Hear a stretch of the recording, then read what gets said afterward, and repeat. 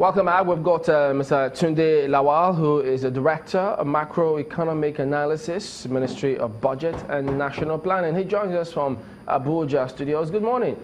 Thank you for joining us today. Well, we've seen these figures. Thank you. We've seen these figures as released by the MBS and government response as well. But there are lots of people who are speaking about what are we doing, first and foremost, to ensure that we sustain some of these growth and lead us to perhaps a higher rates of exiting this recession such that people out there can indeed feel it? Yeah, thank you very much, Chamberlain. Let me also acknowledge that over the last 1 year, the country has been in recession, and we came out from recession with the results released by the MBS a few days ago. I mean, we know it's about 0.55% in terms of GDP for Q2 of this year. So obviously the question people have been asking is that, yes, now that you've exited recession, what next?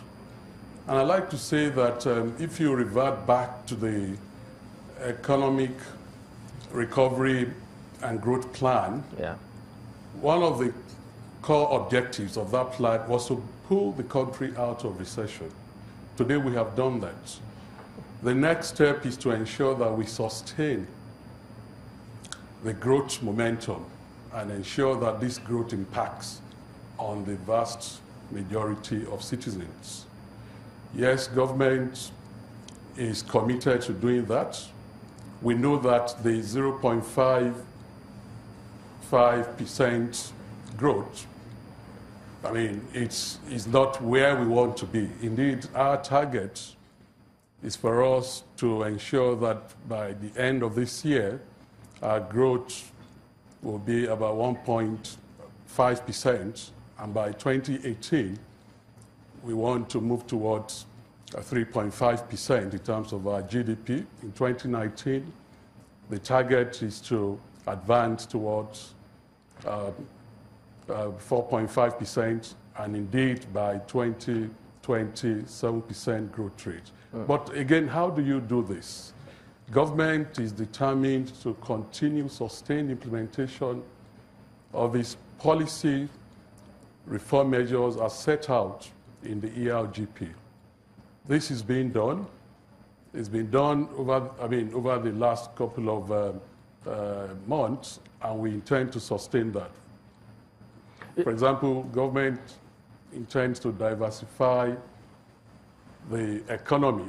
We intend to continue to implement measures that will lead us in diversifying our economy away from relying on just the oil sector.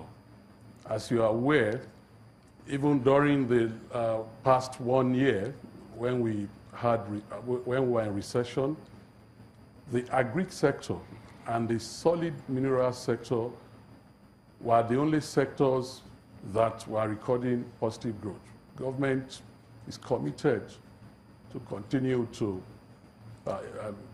implement policies which will ensure, for example, the agri sector, to provide enough food.